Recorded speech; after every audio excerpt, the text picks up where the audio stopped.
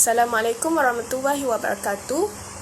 We are from Group 3, DAT5A, will present for the case study presentation for the subject DPA50173 Professional Ethics. Assalamualaikum warahmatullahi wabarakatuh. My name is Nur Alia Inshira binti Amir Izaha. My registration number is 01DAT21F1013. I'm from class DAT5A. My name is Sally Azila binti Ibrahim. My matric number is 01DAT21F1012. My name is Nur Shahira binti Nur Azmi. My registration number is 10DAT21F1001. Hi, my name is Muhammad Amin Fidaus bin Razman, and my matric number is 01DAT21F1025. So today we will discuss two cases, which is first is Olympus scandal and second is Giant Trading. So for the first question for the case 1 is, do some additional web research on this case. Discuss the accounting irregularities that Michael Woodford uncovered at Olympus. Michael Woodford, a British executive, was hired as the CEO of Olympus Corporation, a Japanese medical equipment manufacturer, in 2011. However, he was suddenly fired in 2012 after he uncovered some accounting irregularities within the company. The irregularities that Woodford discovered include a large amount of money, totaling over 1 billion, that was paid to various advisory firms and individuals, including a prominent Japanese lawyer, for services that were not clearly defined. Woodford suspected that this payment may have to be made to conceal loss or inflate profits, and he raised concerns about the company's financial reporting practice. Woodford's dismissal was met with controversy, and an investigation was launched by Olympus Board of Directors. The investigation found that the company had been engaged in a scheme to hide loss and inflate profits for several years, totaling over 1.7 billion. The scheme involved the use of complex financial instruments such as derivatives and structured finance deals to conceal the loss. The scandal led to the resignation of several top executives at Olympus, including the company's chairman and president.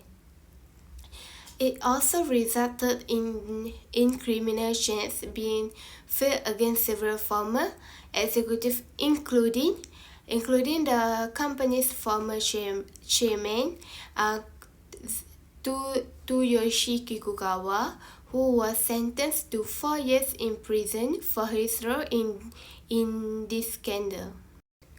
Okay, so next, for the second question is discuss on how the executive leadership respond to Woodford's revelations. The answer is the executive leadership respond to Woodford's revelations by taking actions to hide the discovery and then fire him. When Woodford brought forth the finding of $1.3 billion loss to shareholders by Olympus, the executive board of the company came to a vote to fire Woodford in order to hide the discovery. This decision was made after Woodford reported his suspicions to the board, and he was subsequently fired. The response of the executive leadership was criticized, and some argue that Woodford could have been more effective if he had taken a long-term approach to addressing the accounting scandal. Okay, next is for the third question. We need to describe the message that Olympus board transmit in firing their chosen CEO who become a whistleblower. So for the answer is, The message that the Olympus board transmit by firing their chosen CEO, who became a whistleblower, was one of retaliation and a refusal to address the alleged fraud. When Michael Woodford, the CEO, raised concerns about the company's financial irregularities, the board voted to dismiss him, indicating a lack of support of his action. This decision sent a clear message that the board was not willing to address the issue raised by the whistleblower and was more concerned with silencing him. The subsequent action of the board and institutional shareholders further reinforced this message, as they fail to support Woodford's bid to be reinstated. This case highlights the challenges that whistleblowers face when exposing wrongdoing within an organization, especially when the alleged misconduct involves senior management or the board of directors. Second is prioritizing the company's interests over the individual's action, even if it means dismissing someone who has been instrumental in exposing unethical behavior. It suggests that the boards value loyalty and conformity over ethical standards and is willing to take drastic measures to protect the company's reputation and interests.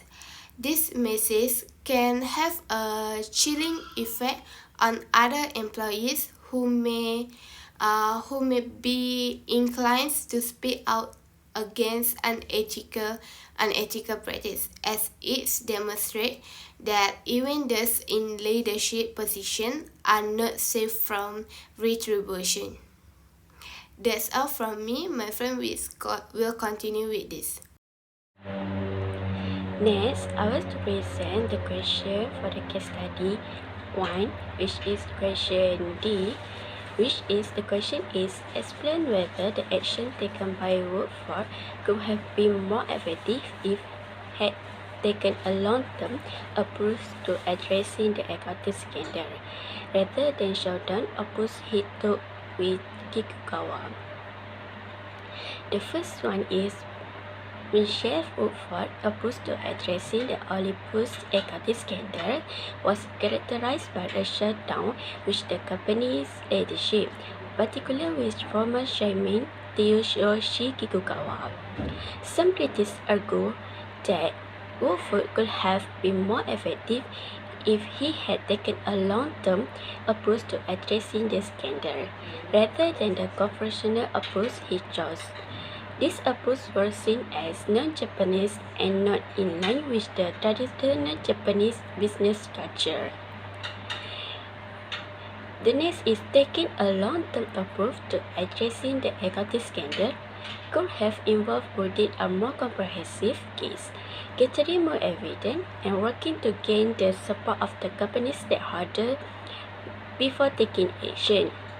This approach may have allowed Woodford to navigate the complexity of the Japanese business culture more effectively and could have potentially led to more suitable and less confrontational resolution to the scandal. The confrontational approach taken by Woodford ultimately led to export of a 1.7 billion accounting fraud at Olympus, which drew global attention to Japanese corporate governance practice. Despite being dismissed from his position, Woodford's action ultimately led to significant change at the company and in the broader corporate governance landscape in Japan. And the last is confrontational approach ultimately had a significant impact on the company and the broader business environment in Japan. Okay, the next question is E. After the 2012 equity scandal, Olympus committed to a major overhaul of its accounting practice.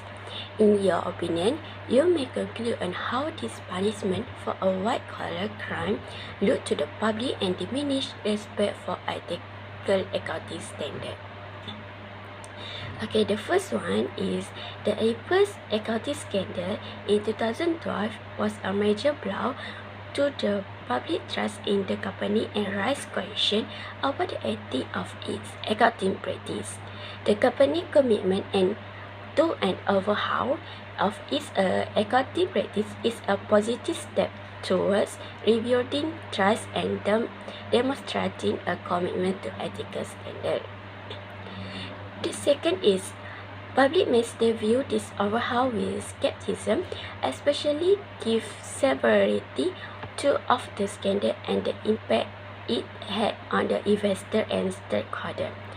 The company effort to improve its accounting practice may be seen as a necessary response to the scandal rather than a genuine commitment to ethical standards. The next is this could further diminish respect for ethical accounting standards as the public may feel the companies are not being held accountable for their action.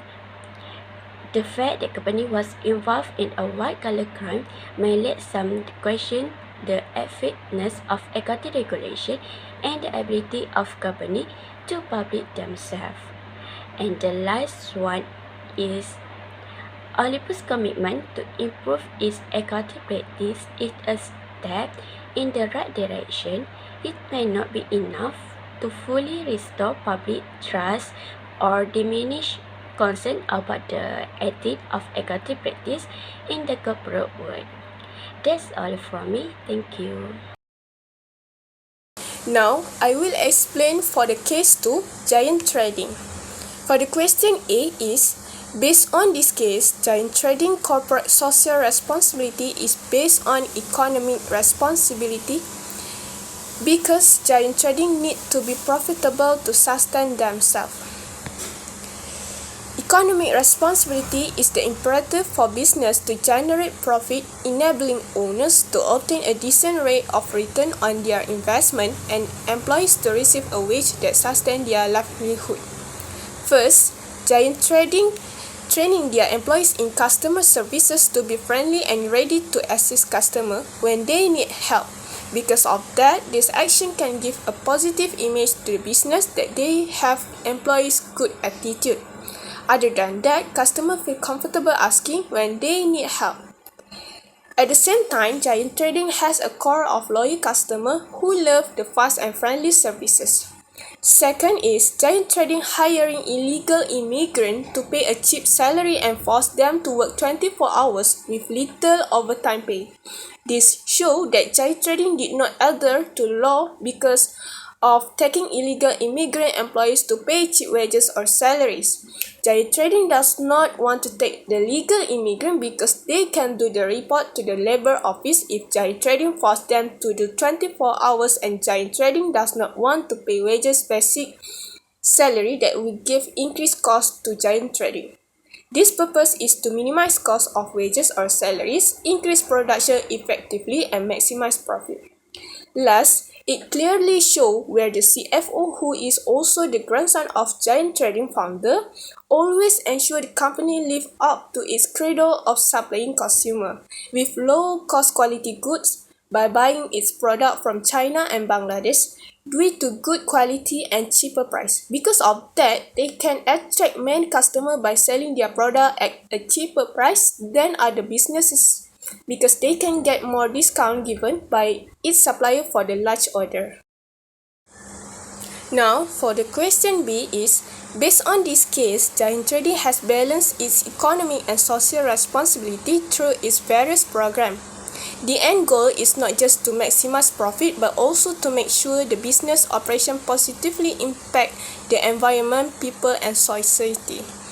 It shows clearly where Giant Trading is a provider of thousands of the job by employs 50,000 employees in 4 countries, selling product at low price but quality goods, high value and service by fast and friendly employees, and also undertaking some initiative to give back to the society. For example, the initiative Giant Trading to give back to the society is to award annual scholarship to secondary school children from poor and underprivileged families in Indonesia and Malaysia. Besides supporting student needs and helping to reduce the burden of debt, it also can reach potential customer and position brands as caring about education. At the same time, it can achieve increased brand awareness and customer engagement. Other than that, Giant Trading is also active in promoting good environmental practices such as recycling and reusing paper bags. This initiative can reduce the soil pollution and cost of solid waste disposal. At the same time, it improves business brand and public trust because customers are more likely to spend on product offered by an organization known to impact society positively. By giving back to the community, the business earns the public trust as a reputable brand. Lastly, Giant Trading has sponsored educational programs organized by local environment group to educate the public about recycling and other environmental topics. The recycling program has been able to instill a sense of responsibility in the soul to help preserve the environment together by disposing of waste in the proper landfill. At the same time, it guarantees profit growth to the business because some customers prefer to spend more on socially responsible business. So while it may seem like a lot of invest in charitable venture, its finance can also benefit from CSR. Now I will pass to the next presenter. Thank you very much. Now I'm going to present about case 2, question C. Clarify the stakeholder in Giant Trading case. Stakeholder can be defined as individual or group that have an interest in the company operation and can be affected by its action. In the case of Giant Trading, some of the shareholder could be customer, employees, shareholder, supplier, and regulator. A customer is an individual or business who purchase goods or service from Giant Trading. An employee is someone who is employed to work for another individual or company in exchange of compensation.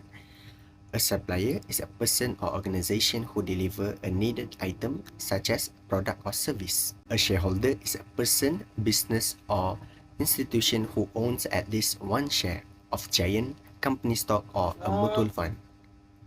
A regulator is a person or organization that oversees the operation of a system, a market, or a chain.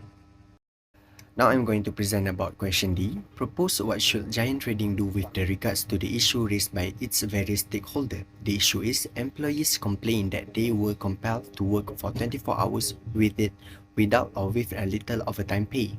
The solution is Giant Trading could offer fair salaries since overtime pay is crucial for a variety of reasons. For starters, it gives an incentive for employer to work extra hours, which can help organization meet deadline and complete project on time.